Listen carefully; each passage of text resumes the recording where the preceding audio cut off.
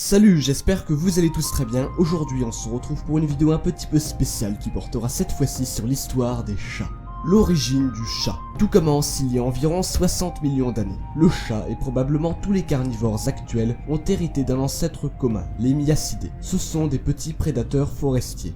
Proelurus, qui vivait il y a environ 25 millions d'années dans la période de l'Oligocène, est à l'heure actuelle considéré comme le plus vieux fossile de Félidés, le chat faisant partie de cette famille. Plusieurs millions d'années avant notre ère, le fameux Smilodon, surnommé tigre à dents de sabre, apparaît. Il vivait en groupe bien hiérarchisé à la manière du lion et s'entraidait. Considéré comme un super prédateur, il chassait les grands mammifères comme des bisons. Il y a 10 000 ans, l'espèce s'éteint. Revenons il y a 5 millions d'années. Les félidés se séparent en grands et petits félins. Originairement d'Asie, ils se dispersent quasiment dans le monde entier. La domestication du chat. La cohabitation des chats et des hommes coïncide avec le début de l'agriculture il y a environ 10 000 ans. Le stockage du grain a attiré les souris et les rats, qui ont attiré les chats, leurs prédateurs naturels. Tout le monde était gagnant, sauf les rats.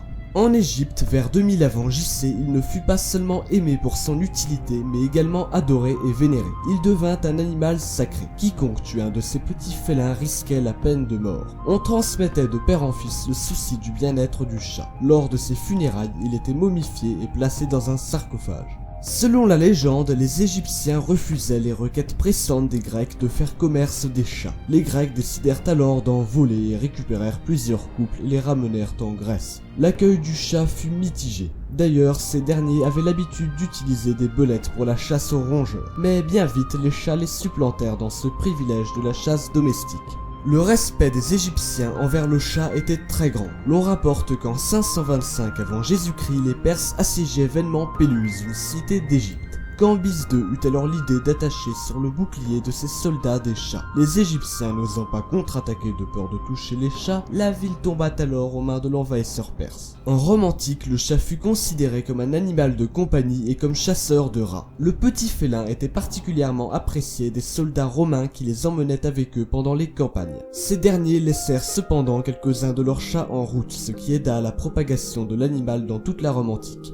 Nous nous retrouvons désormais au Moyen-Âge. Avec l'affirmation du christianisme, le chat, ainsi que d'autres animaux, fut catalogué comme une manifestation du diable, à cause de son comportement indépendant, son appétit sexuel et de son habitude de chasser surtout la nuit. Réputés avoir 9 vies et être les animaux de compagnie des sorcières, posséder un chat, surtout s'il était noir, était passible de peine de mort. Les félins finirent par être exterminés, ce qui a participé à l'épidémie de peste noire par les rats, car sans chat pour les chasser, ces derniers se multiplièrent. Cette pandémie a tué presque 50% de la population européenne en 5 ans, faisant environ 25 millions de victimes. Ces événements désastreux contribuèrent peu à peu à redorer le blason des félins qui, s'ils ne furent pas considérés avec la même bienveillance que d'autres animaux, furent du moins appréciés pour leur habileté de chasseurs. Au début du XVIIe siècle, les chats virent leur nombre s'accroître dans toute l'Europe et dans les contes où ils apparaissaient, on peignait leur caractère à la fois malin et indépendant. Au XVIIIe siècle, l'avènement des Lumières permit de dépasser toutes les superstitions.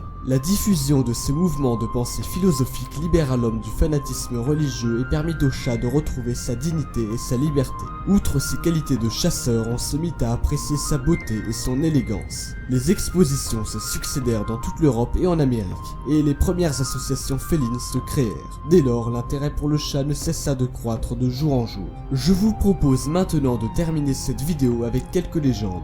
Pourquoi dit-on que le chat a 9 vies? Cette croyance est liée d'une part à la grande capacité de récupération du chat et d'autre part à un vieil héritage. En effet, il fut un temps où le chiffre 9 était considéré comme un porte-bonheur et on l'associait au chat que l'on considérait comme l'animal chanceux par excellence. Pourquoi les chats à queue coupée sont-ils favoris au Japon? Une vieille légende japonaise veut que les chats à longue queue soient capables de prendre une apparence humaine et qu'ils aient une influence négative sur les hommes. Pourquoi croit-on que le chat noir porte malheur? Cela vient de la période la plus sombre de l'histoire des félins, le Moyen-Âge. À cette époque, les chats étaient persécutés car une croyance voyait en eux des créatures malfaisantes envoyées par Satan pour peupler la terre.